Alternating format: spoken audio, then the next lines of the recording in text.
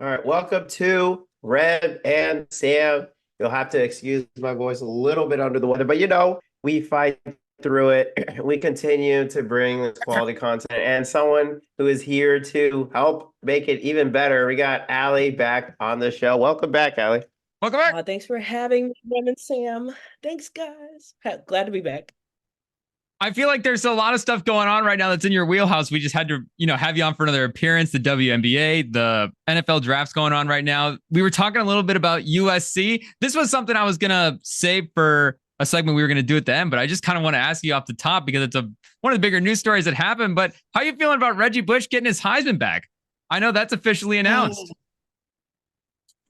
I'm so glad we're starting with this. So, listen, guys, how do I feel as a Trojan alum who missed the brilliance of Reggie Bush by one season? So you started going there the season after? Yeah, so the season after, but he was like always on campus. So, I love it. I cannot wait for USC and Reggie to continue to sue the NCAA and win in court. I was there for all of the sanctions, so I was there for literally like human lives getting damaged and hurt because of erroneous, wild, unprecedented sanctions for something that didn't even have to do with like athletic performance or cheating or quality of play on the field. So that's like number 0 through 30. And then on top of that, like it's a loan that he didn't pay back. It wasn't even like an advancement of anything other than that. So in today's NIL world, that would have been completely legal.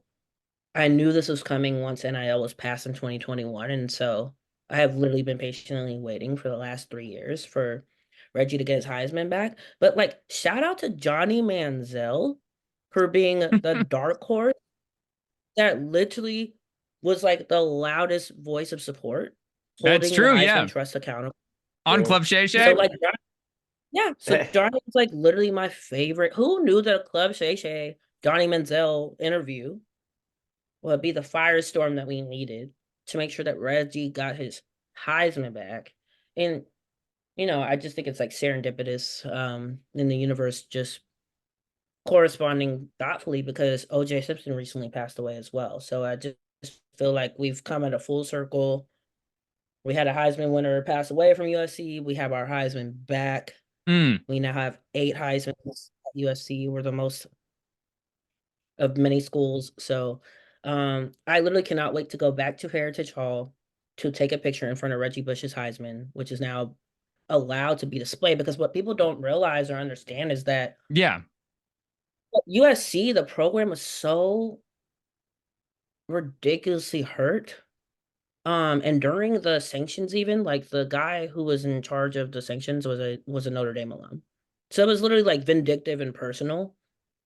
And like literally illegal. So like I cannot wait to be part of like the lawsuit team to fundraise to make sure that we get Reggie's lawsuit funded for the NCAA. But I trust that he's in some great legal hands right now. So he probably doesn't need my help, but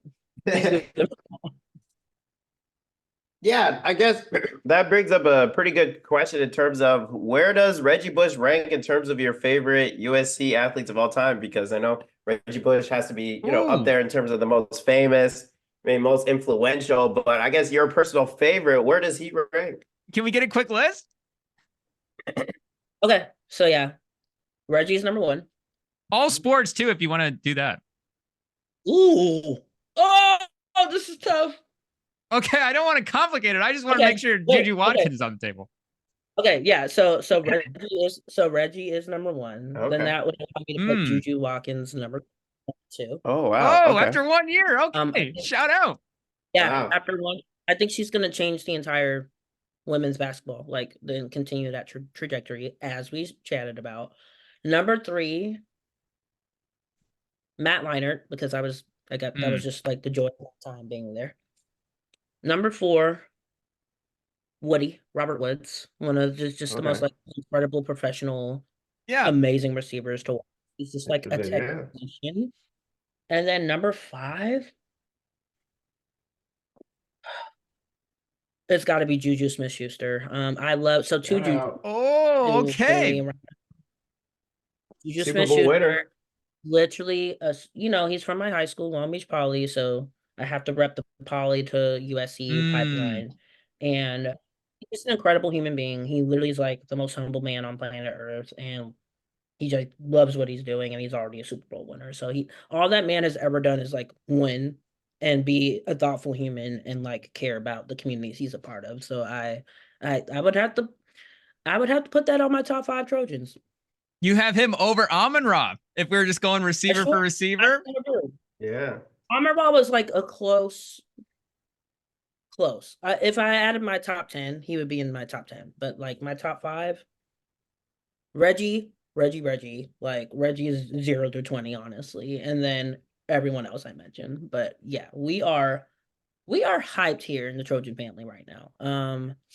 And also, as we're talking about Trojan records, per today's USC draft update, we are now winning this and highest ranked school of number 1 overall draft picks. So we now have 9, which got us out of our 4-way tie with Georgia, Oklahoma, and Notre Dame. So, I personally love every time we get to, just like win over something, particularly regarding Notre Dame. But, more draft history to be made. Your boy Lincoln Riley is now the fastest coach ever in a 7-year period to have coached 3 Heisman winners. In his first 7 years of coaching college football. That is quite a hit rate. So, and he's gonna do it again with who's the guy that you got coming in this next year that threw like 7 touchdowns in the bowl game? Was that Miller Moss? So he's like electric just right away. Dude, shout out to Miller Moss. He's like playing the waiting in the wings game that like oh my god, Matt Castle did. So Matt Castle was the other like Miller Moss to me is Matt Castle. Okay, guys. Like for those of y'all that don't know, Matt Castle backed up Matt Leinart and never saw the field at USC. Like ever. And actually ended up winning multiple Super Bowls as a Patriot. So literally, like shout out to Miller Moss for graduating, getting his master's, like caring about the program and the community, staying committed.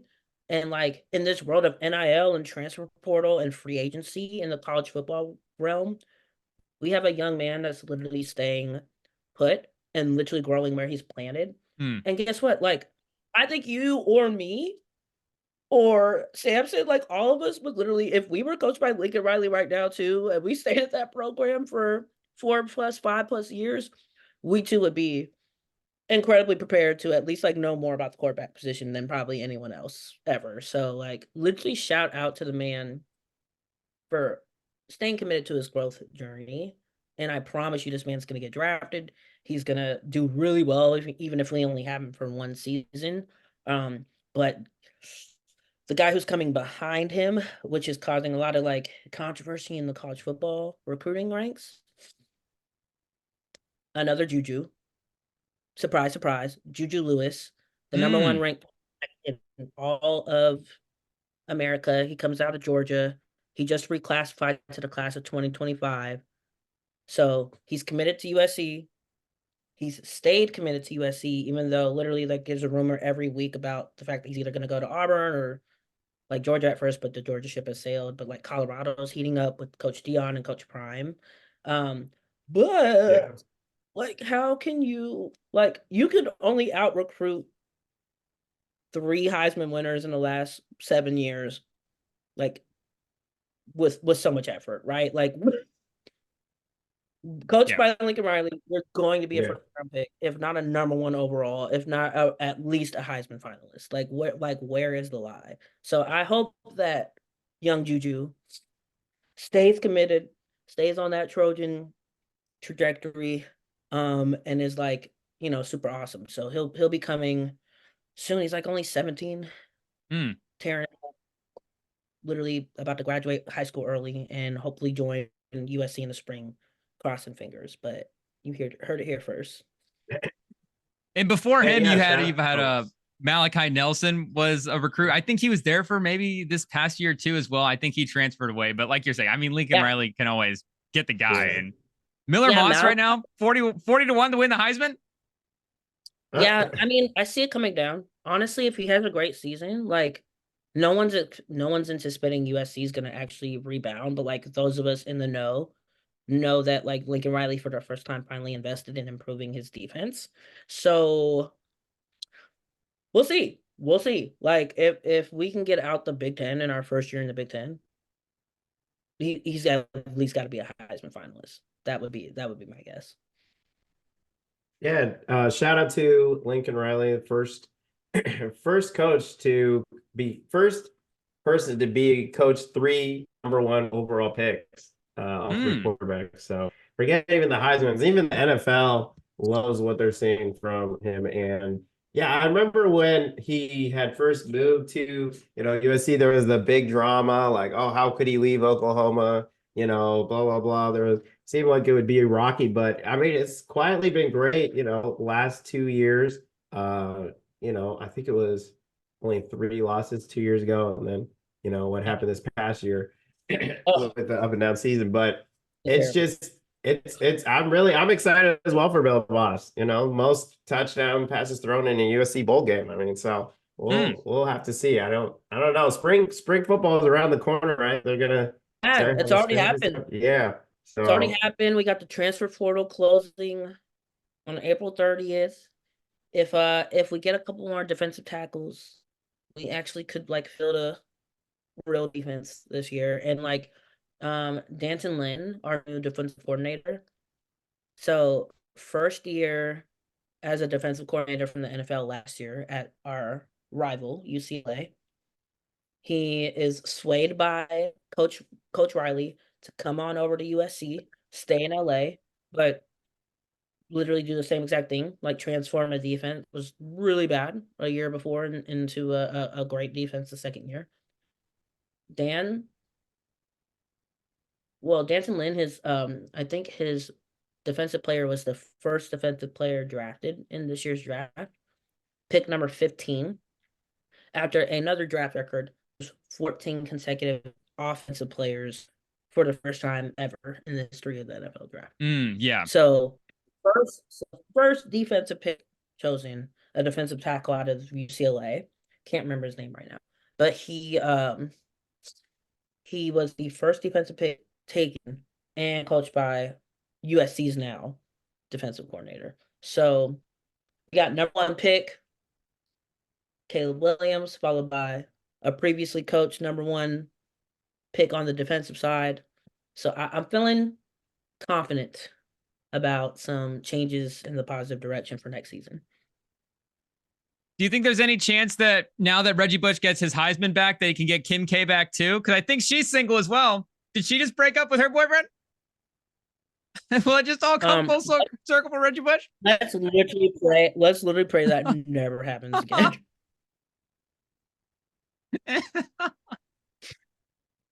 Oh my gosh.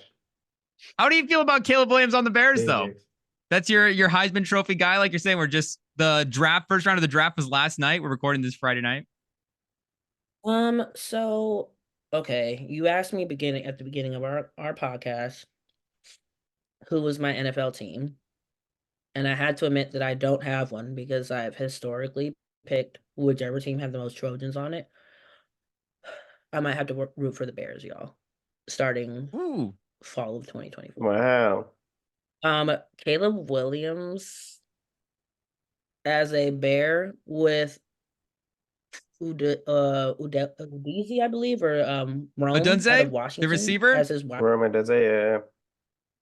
Ooh, and he was my second favorite receiver out the draft, besides obviously Marvin Harrison Jr., which like he's gonna win no matter where he goes. But like that's gonna be nasty, and they already have like a crazy good offense now, and they actually already had a really good defense. So Caleb actually low key might have been placed in the best position to like start his NFL career. I know it's usually been like a joke for rookies and quarterback selections for the Bears, but like I think they actually got it right this time.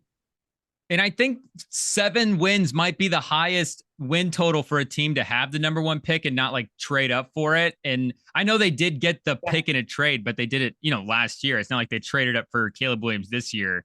they was part of the Right. Bryce Young package. So I get like, and it's not just that they had, even if they didn't take a Dunze, like they still have DJ Moore. They got Keenan Allen in free agency as well too. And I kind of like some And of the pieces Swift. on the offensive line. It's like, it's getting scary in Chicago, y'all. Like, I love Detroit though. Detroit's like fun to watch, but like honestly, Bears are about to. It's getting real competitive real quick. Where does that Yeah, division Keenan rank Allen for Yeah, where quarterbacks does it now? rank? Because it's you got Caleb Williams, Jordan Love, Jared Goff, and now McCarthy as well too in Minnesota. Oh, that's a good question. Where does that division rank for quarterback play? And it's a little unproven as well too, because you've got like It is. But I mean, it's gotta be up there now because everyone wrote off Jared Goff. True. Jared Goff has had like he's the back. comeback career ever. Yeah, like he's going to win a Super Bowl. Like it's very clear to me that the Detroit Lions will be winning a Super Lock it Bowl in in. the 5. Yeah, lock that bet in immediately. But yeah, Caleb Williams, it's like baby Patrick Holmes. So you at least have Patrick Holmes light now in the conference as well. Sam was like, "Oh, wait a second now."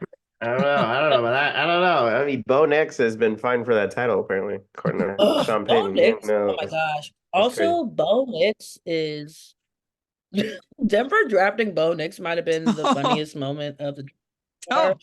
But also, Desperation. yeah, like what? Really? And I love Bo. Like, trust me, Bo handed USC many L's that I happily held while watching him literally stay there for 18 years to like beat us all the time. But like, oh, Denver, like, why do you keep making the same mistake like over and over and over again with these quarterbacks that you put on your roster? And that's not to say Bo Nix isn't going to be probably an outstanding professional, but I mean when it just if you're gonna compare like ceiling to ceiling for like quarterbacks to take, there were other people with higher ceilings that literally could have been selected. So I don't love that pick for Denver. But then on the flip side, I also don't love that Atlanta Falcons Michael Penix Jr. pick. Yeah, that's Like crazy. that was the craziest pick. Like, why? Also, Kirk Cousins was literally like, "Excuse me, you didn't help me out. Like, we could have gotten an offensive weapon. Like, so now we have my competition. Like, so I still don't understand that pick. Like, I'm been trying to wrap my brain around it, and I cannot conceptualize why that happened. Sam, you didn't like it Still hurts either? my brain. It still hurts my brain. I mean, it's over 100. What is it? 100 mil for bringing him in. It just made no sense bringing in Michael Penix with that other quarterback. I mean, I think I saw like the ESPN graphic. They're like so many weapons, and they included 2 quarterbacks. It's like you can only play one at a time.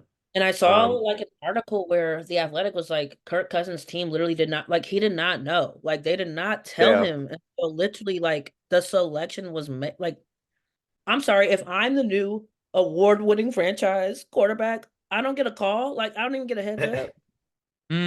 Like what's going on? What is actually going on? So yeah, still perplexed there. Like perplexed.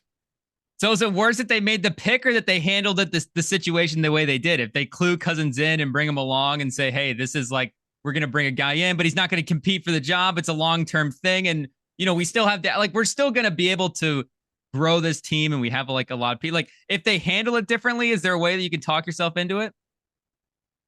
Yeah, literally. That's exactly you just answered your own question, Rem. Like, how hard would it have been to be like, "Hey, you're gonna be an incredible mentor to our future generation. In the meantime, you get us all the stacks possible, and we're gonna ride this out together. Let's invest together in developing the next generation of talent."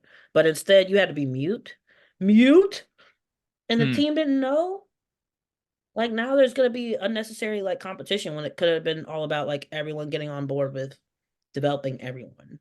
Yeah. So yeah, I don't like the way it was communicated. Like, yeah, did not because I don't like in practice, I don't mind taking a quarterback in that spot because like, as I was thinking about it, like, the only thing you can do as a team is do what's best for your team in the moment. So the GM has been approaching this whole offseason as we're trying to kind of win right now. So in free agency, if you have a chance to get a quarterback that can win right now, again, I might not be the biggest Cousins guy, but in theory, if you can get the win now quarterback, you can do that. But, and you don't know in the draft that maybe Penix is going to be there at 8, or you're going to talk yourself into Penix the way that they do. Because I know once you start doing the meetings, especially with Penix, they're saying, like, as a locker room guy and just as a dude in general, like, he's a great guy. So I don't mind taking a quarterback there. But like you're saying, I think just the handling of the situation is what is just like, as an environment, as a real like workplace here, is where it kind of like,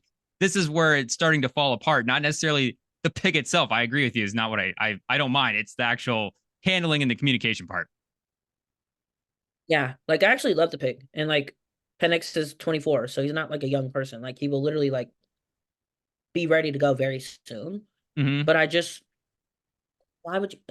To me, it's like, it's when they didn't. I mean, so Aaron Rodgers obviously is the general manager and coach and owner of the Jets now. But on top of that, like, at least they communicated with him, like, the plans for the team and the roster development and all that. Right, that's how you bring someone into the development of a program. And now I'm concerned that, like, you're missing out on, Cousins' capability to like truly do that in a thoughtful way. So yeah, like, I really hope it works out beautifully for the development of Penix, because I would hate to see him now miss out on that opportunity to get developed because of the way this was handled.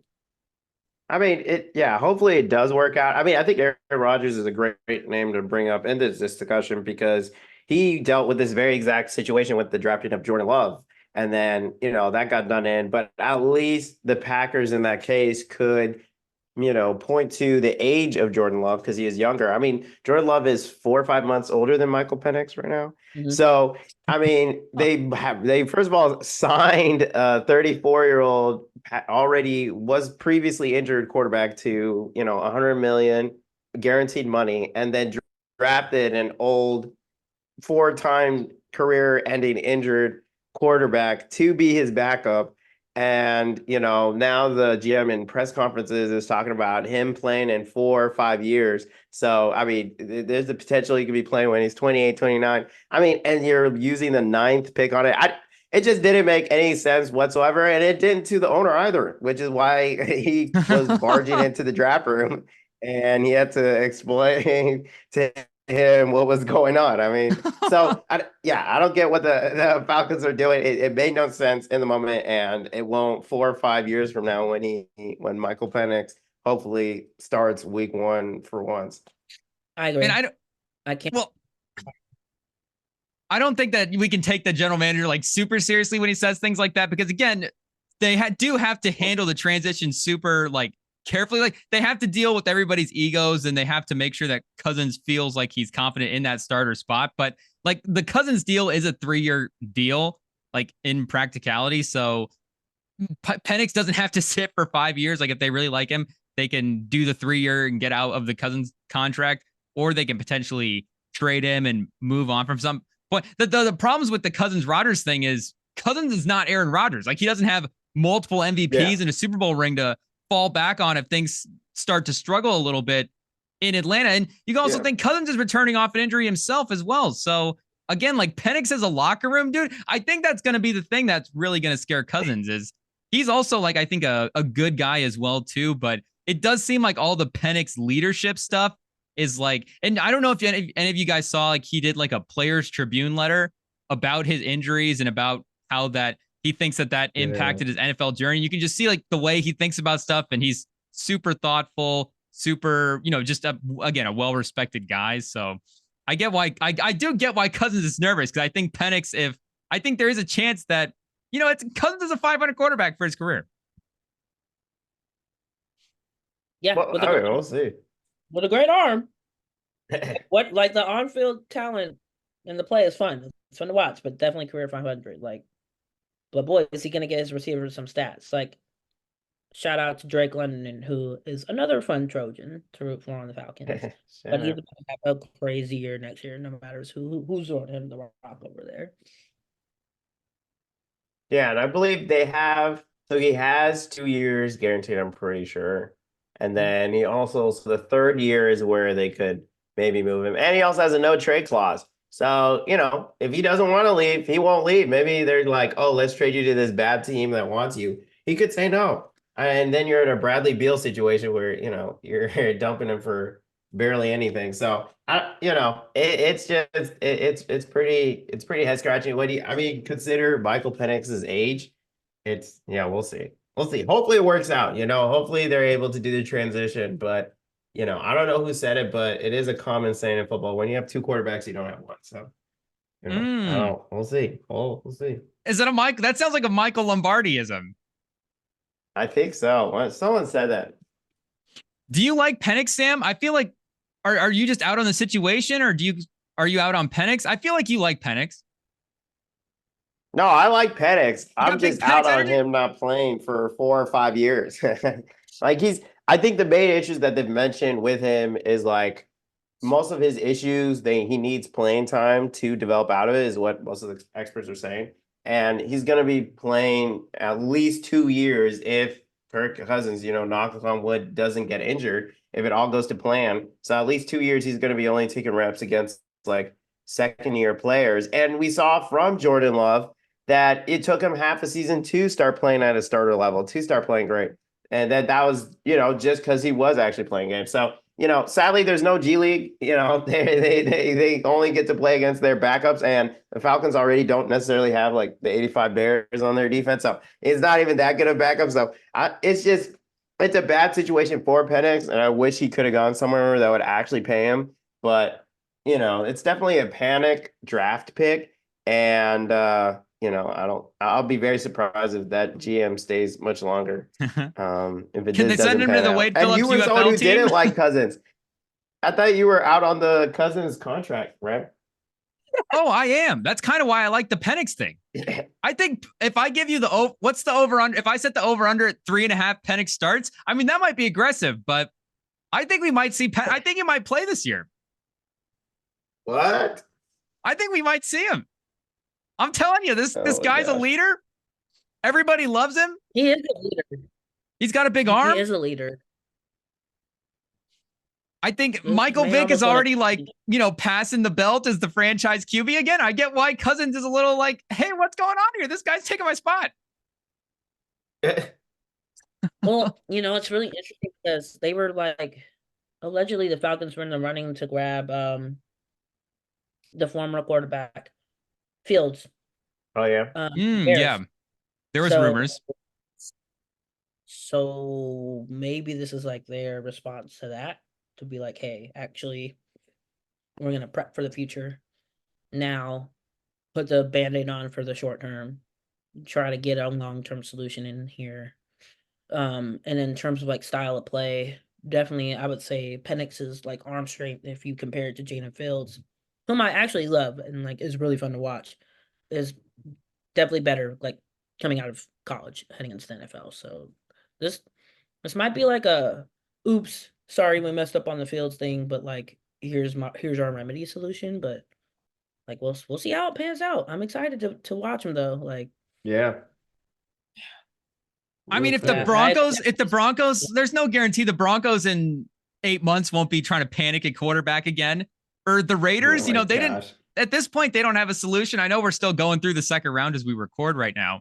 And they took a center with their second round pick. So I guess all the quarterbacks were off the board at that point. It's not like they're going to go with Spencer Rattler that high. But, Kirk Cousins could waive that clause. Yeah. And I don't even know the starting quarterback's name for the Raiders. Like who I think that Aiden O'Connell was. Is it O'Connell right now? No, but I think they might have brought in Minshew. Let me see. Oh, that's right. They signed Minshew. Yeah, I think they got Minshew. Gardner.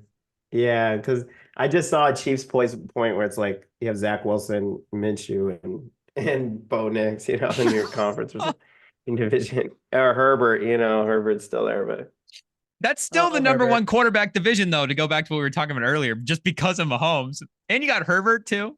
A couple of guys. Or yeah, Minshew. or is Herbert about to turn into University of Michigan JJ McCarthy? Oh, what do you mean by that? Because Harbaugh only does the same thing every single time he coaches any team ever, which is run the ball. Is Herbert going to throw 12 Austin passes a game? Eckler, rushing leader, NFL rushing leader, Austin Eckler.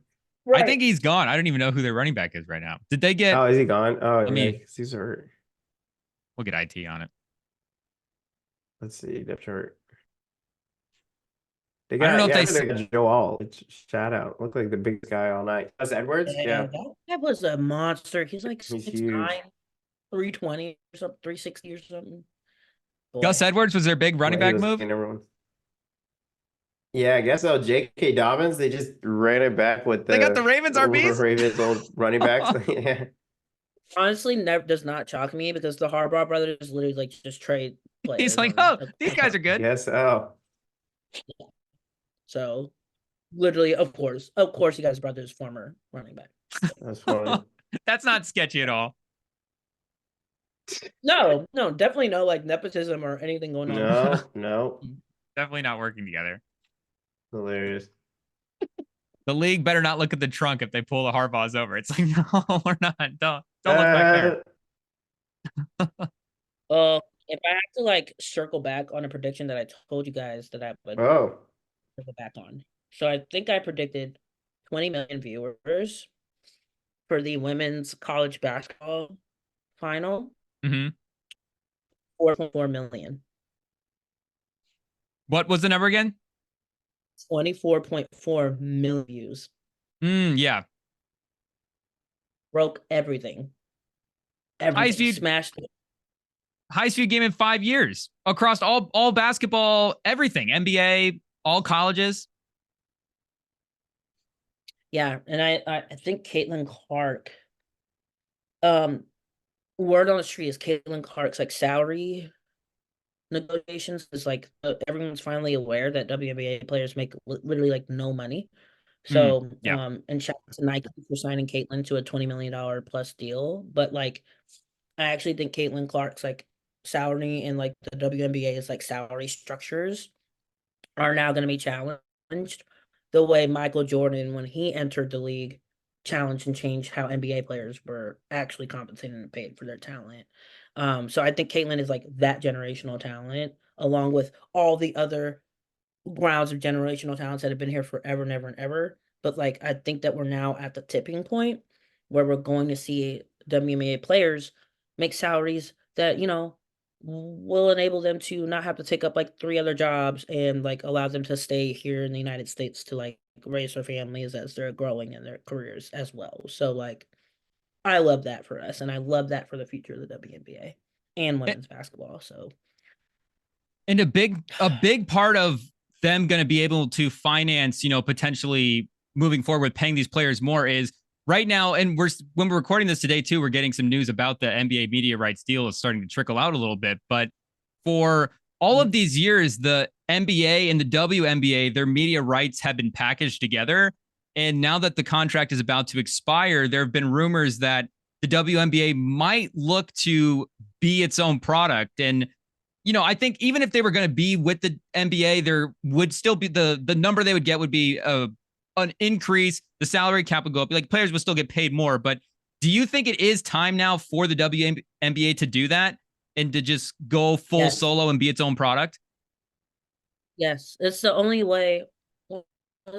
You know, when you love something, let it go so that it can grow and then come back to you like full fold. Like it is time for the WNBA to stand up as an incredible league without any help required from the NBA. Like women's basketball, women's sports in general have become more than a viable viewership opportunity for all of us. Like, and every family gets to be involved when we're watching incredible women play at the height of their field and function. So like, I think that the tipping point is now, the environment is right. And I do think that we're going to see a world where the WNBA can A, stand up on its own outside of the NBA, B, can also like actually fund the players and pay these players incredible salaries that they actually deserve.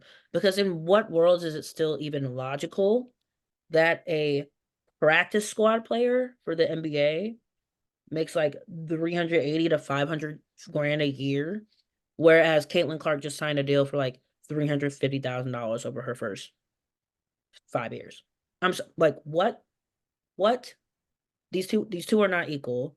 And for like equal women's payday, all of the above, it is literally time for the WNBA to lead the trend and continue to provide that structure, because I think like women's soccer is going to be next up, especially after World Cup coming into North America very soon, for men and women's soccer. So let's keep it going. Let's keep changing history. And literally shout out to the NBA for literally helping like the WNBA get to this point and shape it and fold it and structure it, because like the NBA didn't have to do that.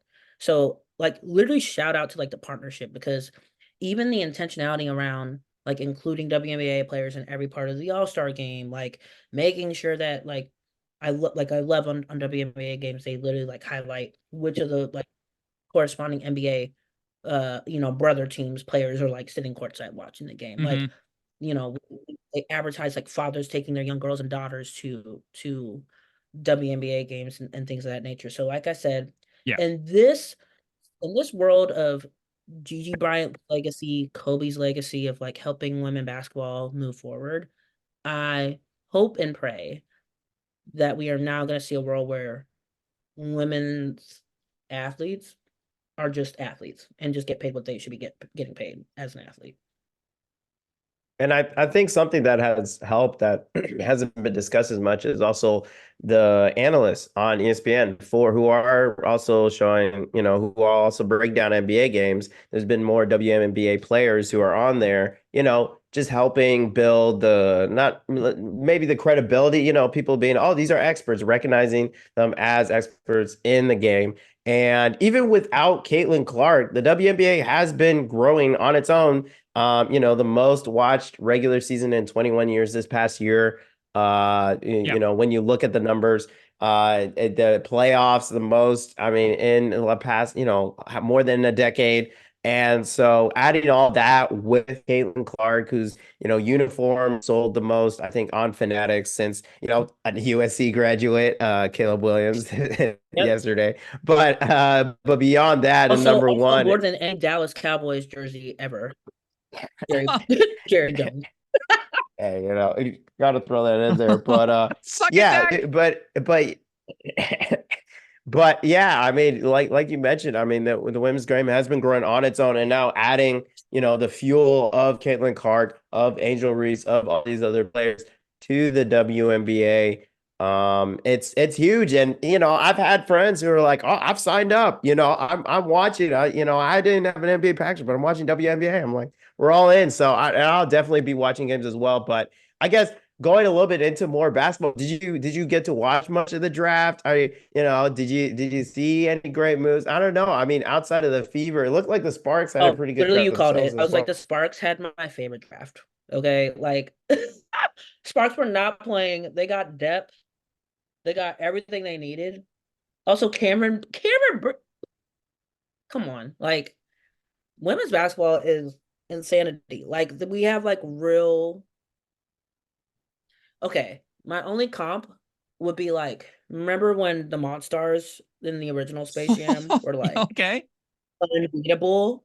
That's where we're at with like this WNBA. And like the last time the WNBA was like this was also, as Samson pointed out, every single freaking year they've been getting better since 1997, since their inception, with Cheryl Swoops, Lisa Leslie, Rebecca Lobo, Cynthia Cooper, et cetera, et cetera, et cetera.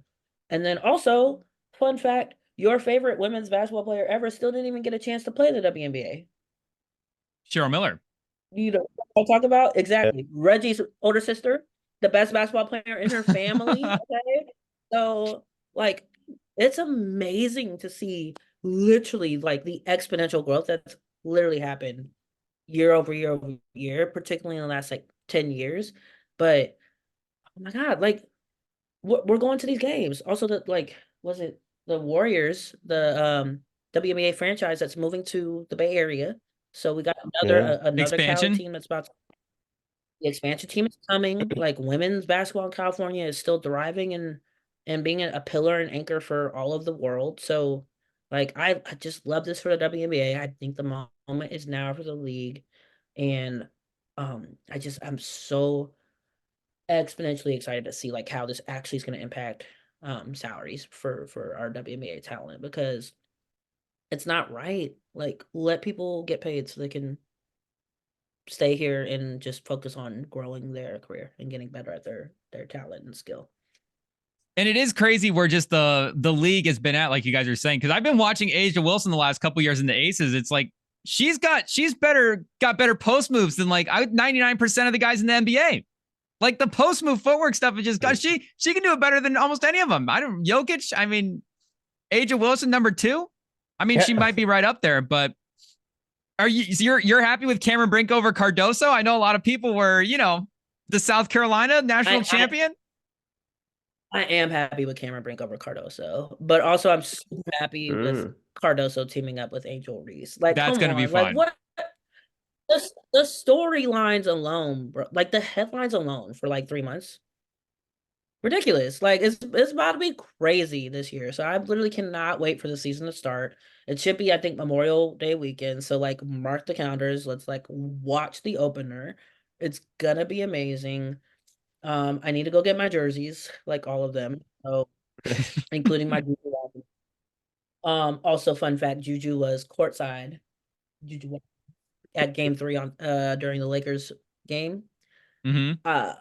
Oh boy, did the Lakers need her. Like we would have loved to have that opportunity for Juju to have been goodness gracious.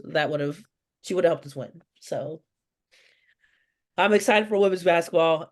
We are ready. The country is ready. California is ready. The world is ready for women's sports, and I'm so excited that the WNBA is like going to have the right momentum and the right like economic, political, like life and scenario situation to really thrive now. And I can't be more excited for the league and the future for the league. I do want to circle back on one thing that Sam was mentioning earlier about the analysts, because I think that was a great point. And it has been something I have been thinking about with these two leagues separating in the media rights deal.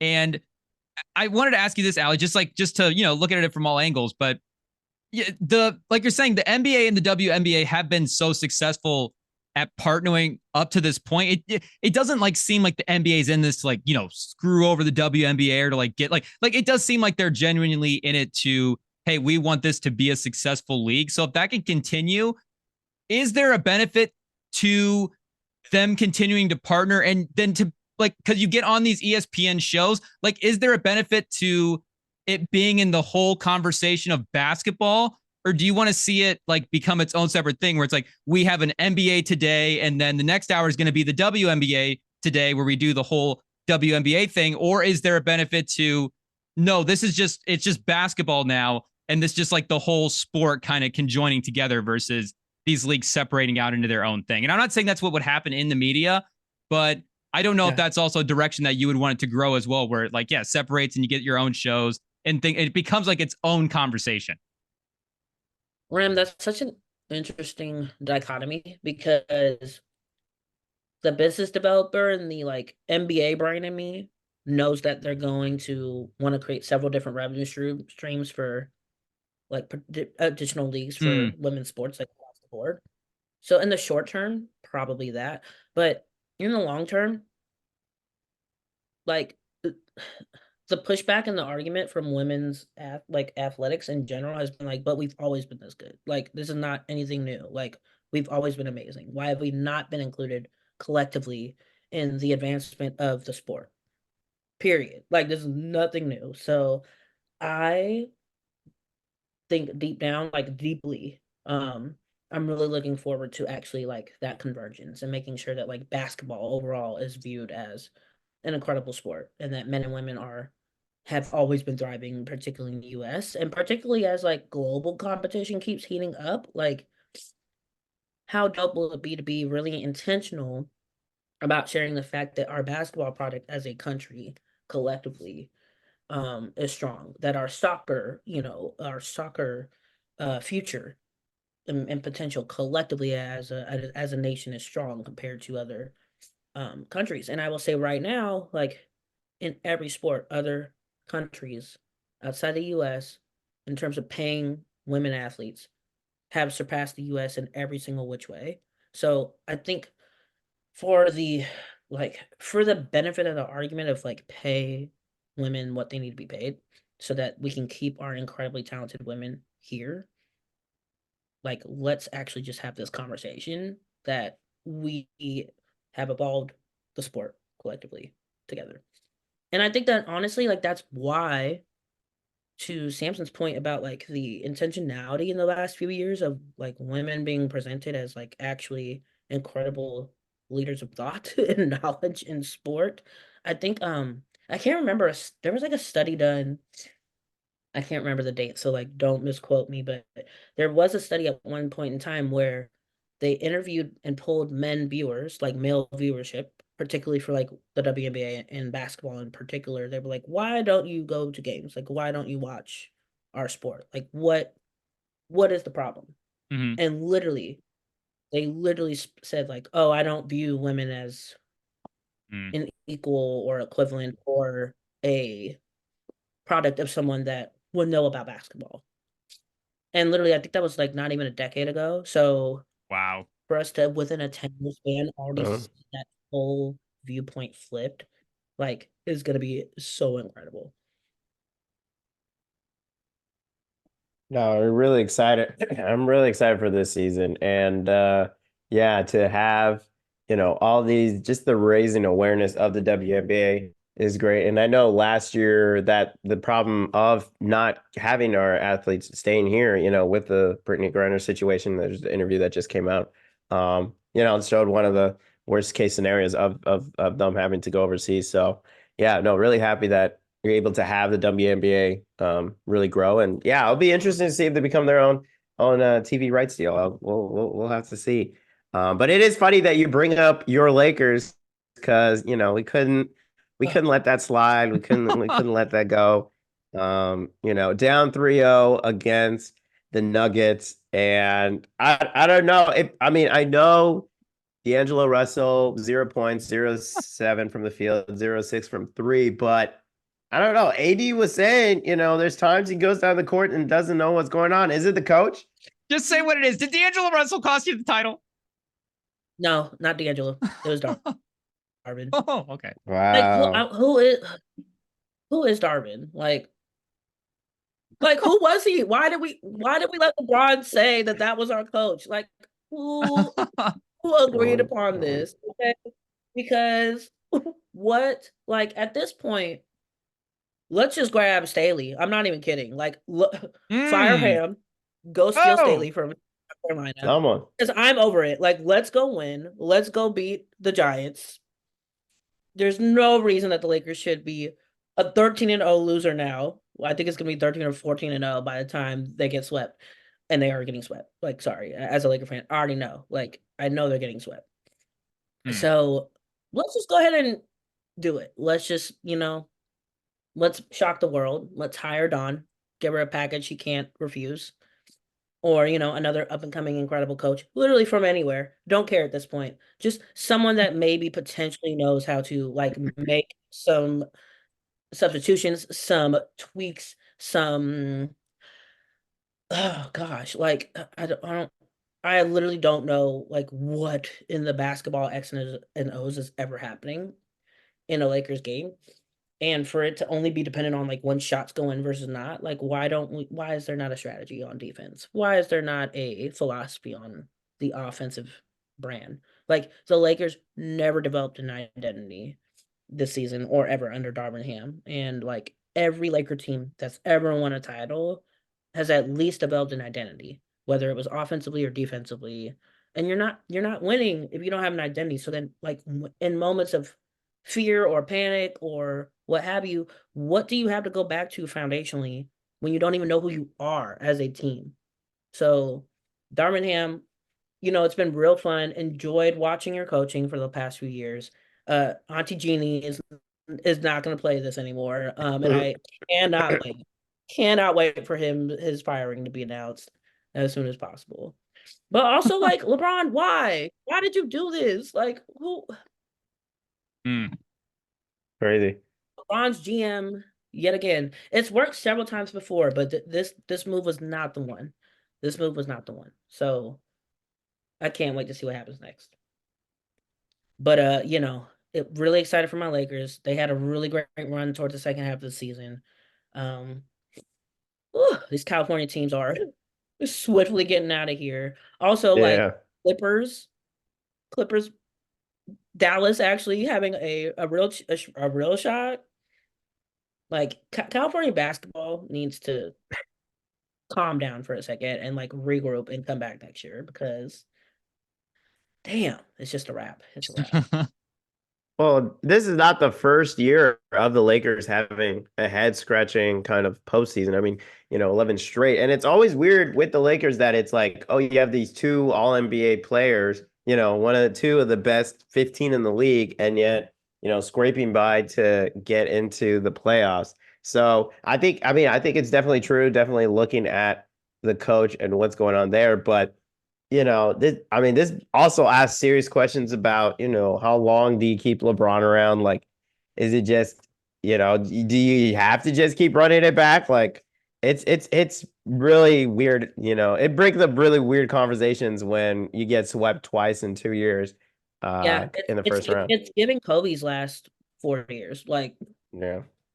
Kobe literally should have left like about 4 years earlier than he did. Like that, like the Laker teams that he was a part of and like manufactured were literally terrible. And everyone was just kind of, ensuring that the legend was able to walk off a legend. So like maybe we are seeing the beginning of like LeBron's exit swamp like plan, and I'm like actually hoping it gets moved up the timeline because like as a Laker fan, I cannot watch this basketball product. Like it is literally unwatchable basketball.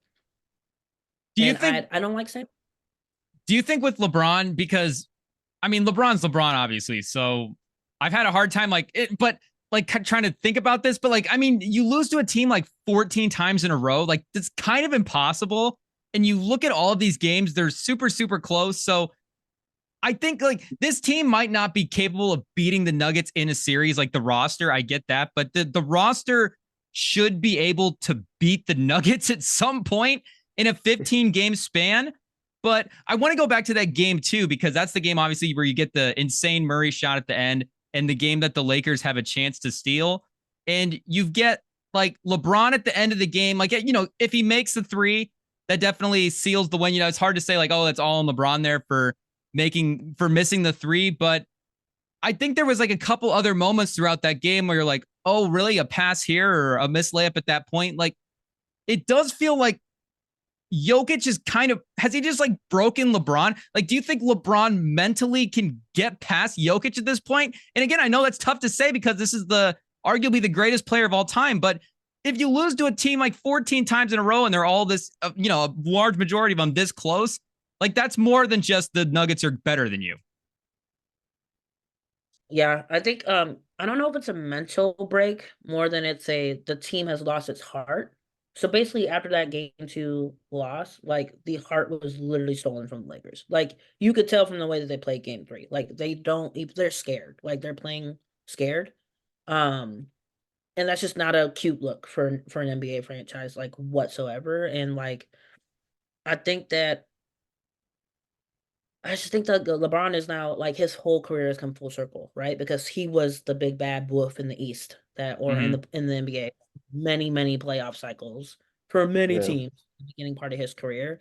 And it's almost like really like kind of beautiful how it's playing out on the other side. Like literally it's probably time for you to leave and leave while you're on top, because what I don't want to see is LeBron like literally injured himself permanently the way Kobe did when he finally like actually hung it up, right? So like why don't we Barry Sanders the situation? Why don't we leave while we're hot? Leave while you're on top. Root for Bronny and Bryce as an awesome coach dad. Buy the Lakers because you're gonna do that anyway. Like, continue to be your billionaire, but like, we we can't watch this anymore. Like, this is tough. It's just if you go back to like the LeBron Steph rivalry and all those finals, like for one, LeBron actually did beat Steph in the 2016 finals, but then you get Durant. So there's always like that.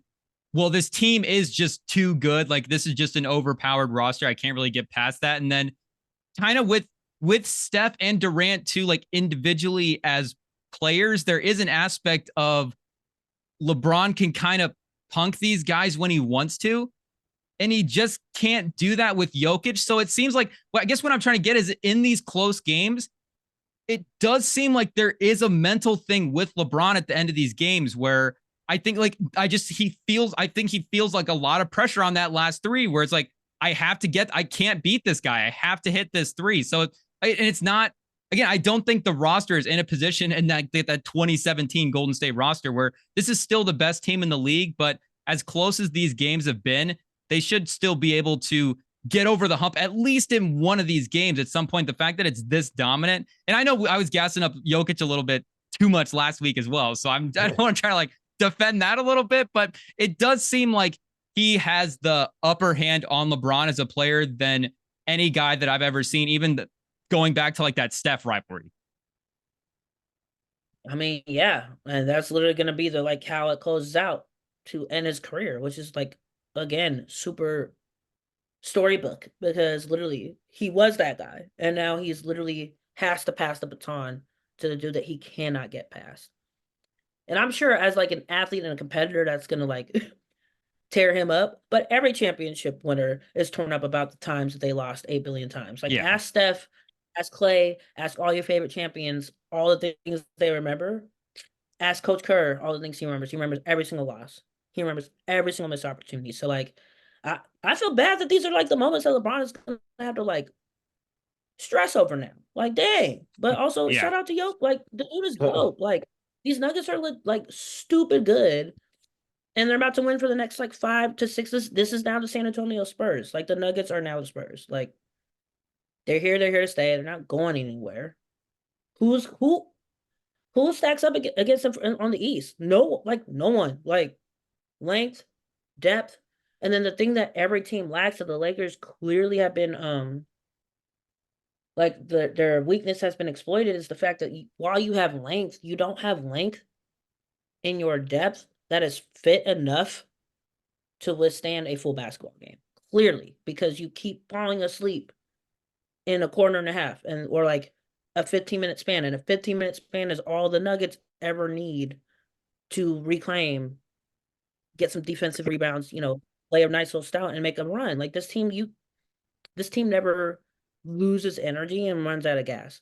The Lakers have run out of gas for the last like 2.5, 3 years straight. And like, what is that tooling going to look like for a team that like no longer runs out of gas? Like, that's what we're all, as Laker fans, that's what we all want to see next. So yeah, LeBron has to pass the torch. Even if he doesn't want to, even if the narrative is going to say something completely different, he's going to remember this for the rest of his life. Like, oh, dang, I could not beat him. Oh, dang, that was a giant. Oh, wow. That's quite a way to like end the career when I started out that way. Yeah, I mean, before last year, I mean, I think LeBron was 15-0 in the first round, and now these last 2 years he's lost twice. But I mean, at least LeBron can, look at his playoff resume and be pretty proud of it since the 2006 season where he lost since the 2006 season where he lost in 7 to the Detroit Pistons. The only teams he's been knocked out by were the best in the conference or, in the finals. So he's always been only knocked out by the best or second best team in the league. Right. And, even that 2006 year, I mean, he had Drew Gooden as his second best player. So, and he's a rookie, so you can't even blame him for that. So it's just, while those elimination series may vary in how many games in the way of being beat, I mean, LeBron, unless he's faced by, the champion or the runner up, he's shown up. And, I just really hope that this doesn't go against his, all-time resume, because I mean, you look at this team, this Denver team and the way they control the game, the way they just find the best way to win. I think, we've seen many people say it's the best team since the 2017 Warriors, one of the best teams in recent memory. And, he's getting beat bad, and it's a pretty bad fashion. It shouldn't be this bad. But, just to put things in perspective, though, it is, I mean, we are seeing them lose to what is probably the team that's going to win it all. Yeah, I mean, absolutely. Yeah. But also the key point being the resume is definitely not going to be tarnished. Like he's literally already, I think like the players just rated like Michael the GOAT and like LeBron is definitely the second GOAT. So like, no, it's not going to tarnish the resume. This man is still going to be like the owner of the Lakers and every other thing ever as he continues to build his billionaire portfolio across like media, tech, entertainment, and everything. Yeah. But will it be the nightmare that keeps him up at night? Yeah. Yes, literally. A very tall, athletic person that doesn't even look like he's like breaking a sweat when he moves down the court is going to keep him up at night. And I really do think it will actually accelerate his retirement plan. I really do. I don't think he wants to continue like that. Like maybe he'll go to the East. It's a whole lot easier there. There really is only one place he can go if he wants to win the title. If he wants to get past Jokic, the only guy in the league right now that's built to stop Jokic is Wembanyama. Because, I mean, we've watched what Jokic can do like, I'm just saying, Anthony Davis is built to stop Jokic, and he can't stop Jokic. Like, not the Spurs agenda. As good as defense as Anthony Davis is, and the length, pause, and all that stuff, like he can't affect Jokic's shot. At least Wemby makes him think a little bit. LeBron, you have to come to the Spurs if you want to win the title. Yeah, Spurs agenda is showing. Yikes. I'm being serious. Wemby's the only guy that makes. Wemby's the only guy that makes him think. He is. It is true. Maybe true. Embiid? I don't know. Yeah. Maybe Embiid. Yeah. I mean, they have the cap space. No, it's not Embiid. Maybe that's the move. Maybe it's Philly over San Antonio. I shouldn't have said Embiid. Yeah. IT, cut that out. Just San Antonio. Oh gosh. Oh gosh. But if you had to choose one Laker to bring back next year, like I say, you have to trade LeBron or Austin Reeves. Which one would you choose? Like you still get a great trade package back for LeBron. You still get whatever the max value would be. But would you want to see a version of the team where it was Anthony Davis and shooters and try to do something else? Like, do you think there's a version of an Anthony Davis-led team that can stop Jokic? Yes, I do. But do I think that's going to happen? I don't. So LeBron will be back. Anthony Davis will be back. You're just resigned to it already. Oh, I already know. Like I've seen this show before. This is literally what they do every time. I've been around for Magic Johnson, Kobe, LeBron now. I guarantee you it's going to just speed up the rate of retirement at this point. But he will be back, and so will his other friends. Do you like Reeves there long term? I love Reeves. AR-15. Okay, good. Who doesn't love Reeves? This is amazing. I don't trade Reeves. Okay. Reeves makes it fun to go to the game. Anthony Davis is fun to watch. LeBron is fun to watch. Like that's fun basketball to watch. Don't trade away the assets that make the team fun to watch.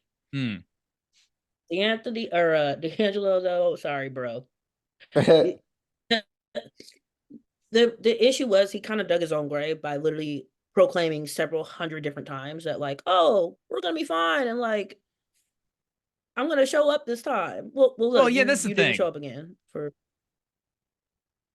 You can't say that and not show up. I think one thing that the series has shown is that AD may have passed LeBron in terms of production. I don't know. I think AD has been clearly a better player this series. Yeah, like honestly, Anthony Davis has been playing MVP quality basketball all year. He stayed on the court all year. He's figured out the cheat code to keep his body healthy. He's no longer street clothes AD. Like he's an incredible all round world talent, and we're in the prime now for him. So it's like it's gonna be fun. We're keeping AD clearly LA is about selling tickets, so we're keeping LeBron. Like, yeah. So Russell's gonna be gone.